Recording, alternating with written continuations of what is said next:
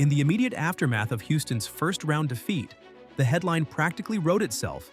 Defense may win championships, but someone still has to hit the last shot. The Rockets surrendered a series they could have owned because, in crunch time, no one on the roster could manufacture a clean look or calm a possession, and the numbers were brutal. Houston averaged just 93 points in its 3 losses to the Warriors, scores that would have looked normal in 1995 but felt archaic in 2025's pace and space era. Coach Ime Udoka admitted afterward that the scouting report was no secret. Load up on the glass, weather the first 3 quarters, then force the Rockets into half-court creation they do not yet possess. For all the talk of Terror Twins' wing defense and Steven Adams' bruising paint patrol, the deciding possessions boiled down to late-clock improvisation, and Houston's most talented scorers either shrank or found themselves blanketed. League observers now agree the franchise's next step cannot be another incremental defensive tweak. It must be the arrival, whether through draft, trade, or miraculous internal leap, of a certified closing option, the type who rises above scheme and delivers points when neither strategy nor shot quality cooperate.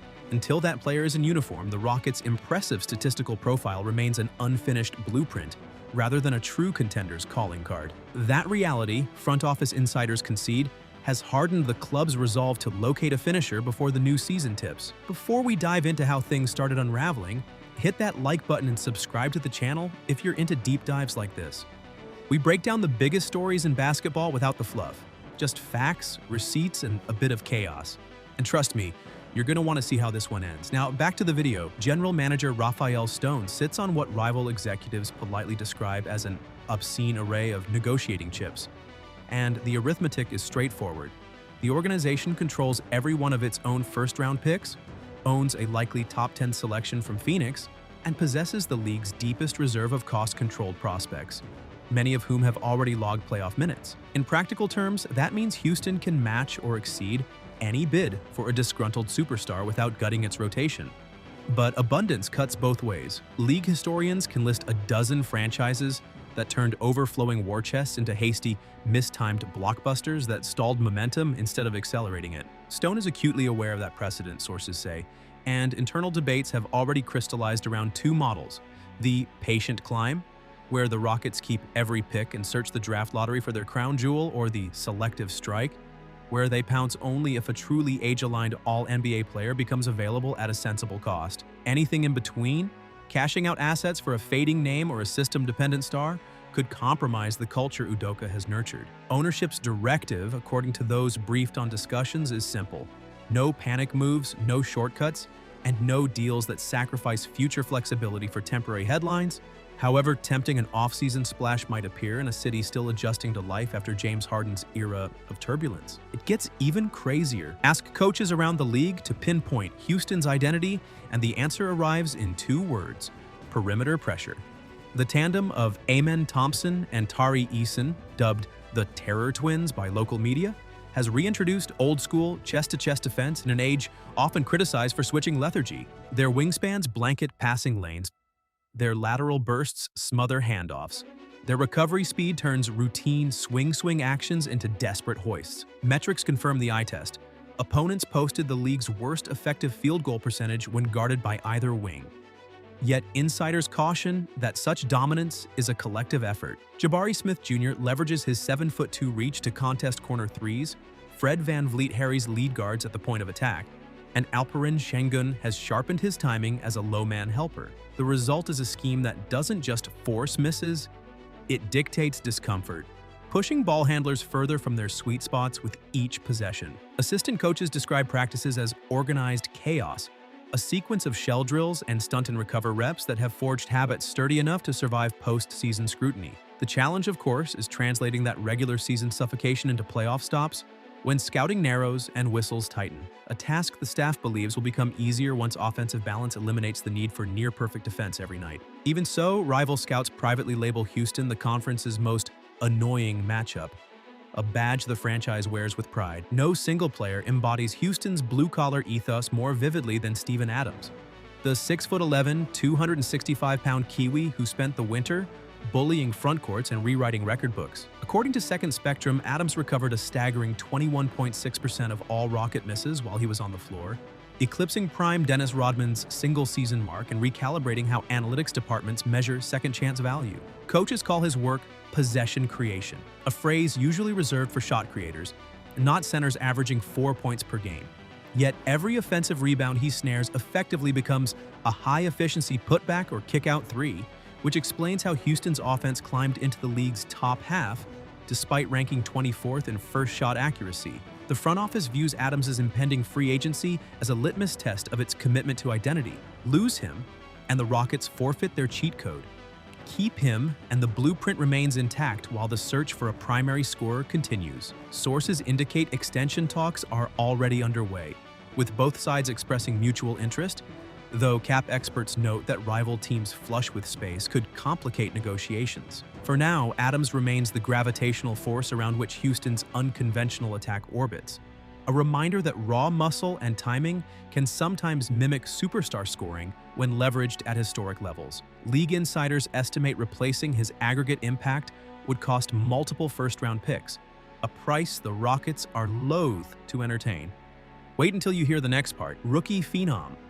Ime Thompson may have entered the league with questions about his jumper, yet by April, he had earned a reputation as the guard opponents least enjoyed bringing the ball up against. Film rooms across the NBA freeze-framed sequences of Thompson picking Stephen Curry at half-court, mirroring Jalen Brunson's footwork, and baiting veterans into ill-timed cross-court passes reminiscent of Scottie Pippen's heyday. Assistant coach Royal Ivey, who has worked with both Kevin Durant and Giannis Antetokounmpo, calls Thompson the defense's metronome, because his aggressive stance dictates the tempo of entire possessions. The comparison to Pippen extends beyond deflection counts.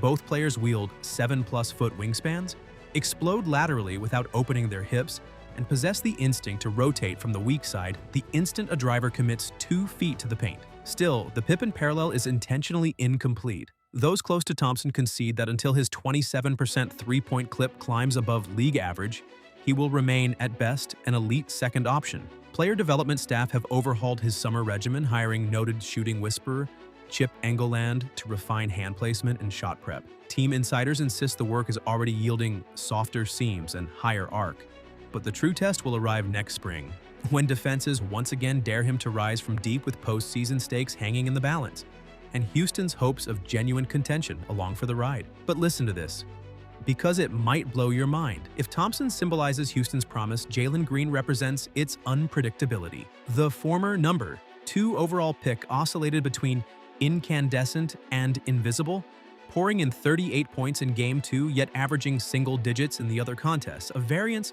that perfectly encapsulates his 3-year resume. Coaches marvel at Green's first step in airborne body control, then grimace at off-ball lapses and tunnel vision drives. League scouts label him a variance generator, capable of winning a series or shooting a team out of one in the same week. At center, Alperen Şengün supplies craft and footwork that draw whimsical mini Jokic headlines.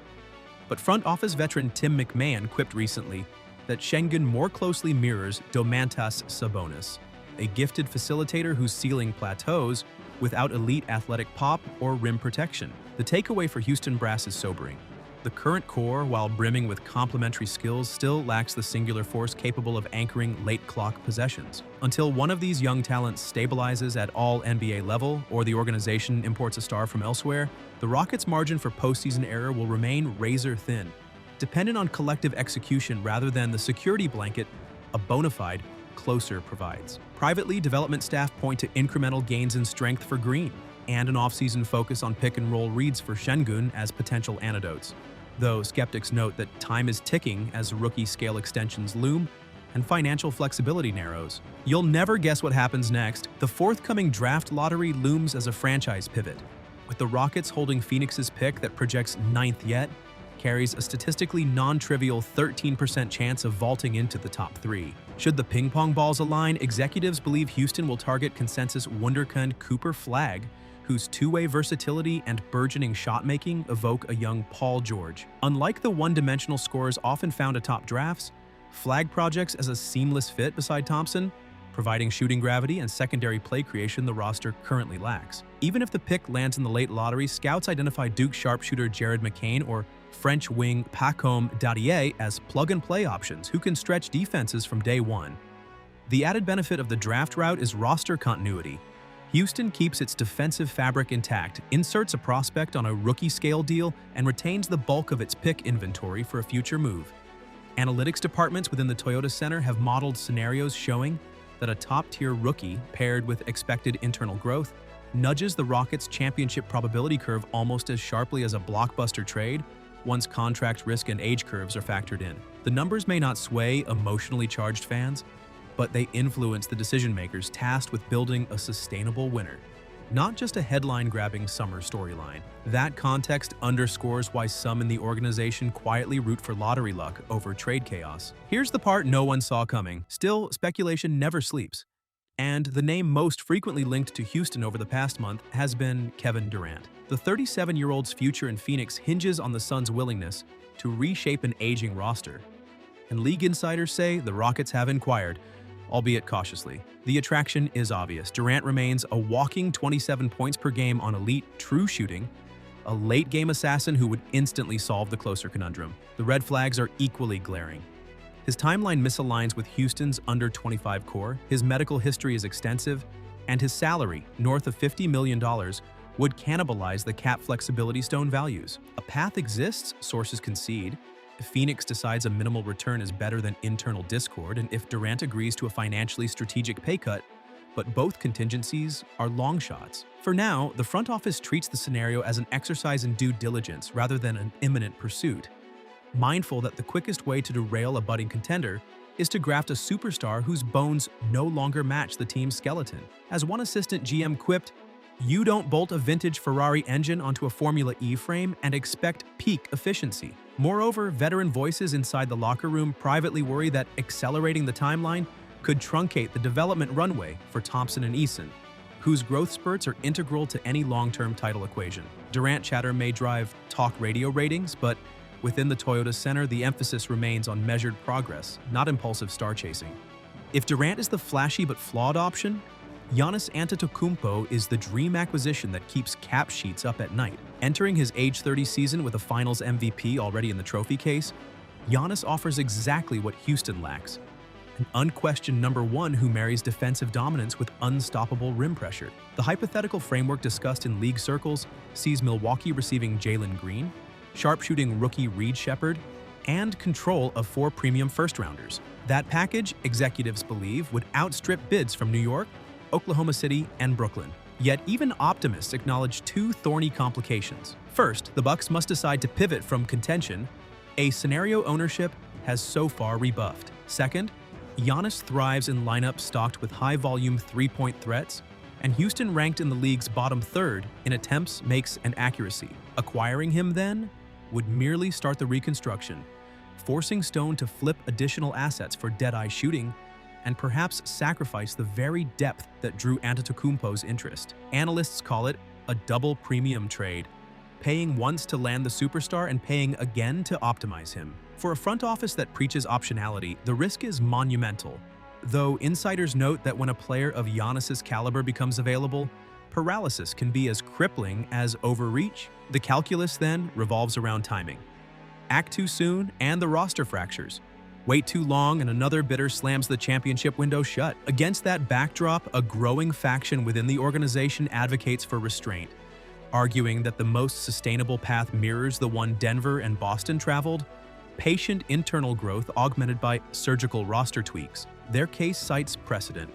Since trading James Harden in 2021, Houston has rebuilt without ever drafting first overall, landing Thompson, Smith, and Eason between picks 2 and 17, and converting undervalued veterans like Van Vliet and Dillon Brooks into culture pillars.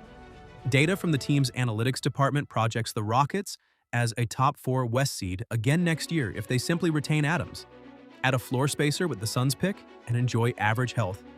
The same model warns that blockbuster trades carry a 45% chance of net negative wins above replacement once age curves, player decline, and lost depth are accounted for. In media scrums, Udoka echoes that sentiment, emphasizing stacked habits over splashy moves. Whether ownership embraces that philosophy will define the next decade of basketball in Houston, but for now the most newsworthy takeaway may be that the Rockets, so long a symbol of volatility, finally possess the leverage to choose how fast they grow and, crucially, the wisdom to recognize that sometimes the boldest move is staying the course. League insiders believe free agency pitches to modestly priced shooters such as Malik Beasley or Gary Trent Jr.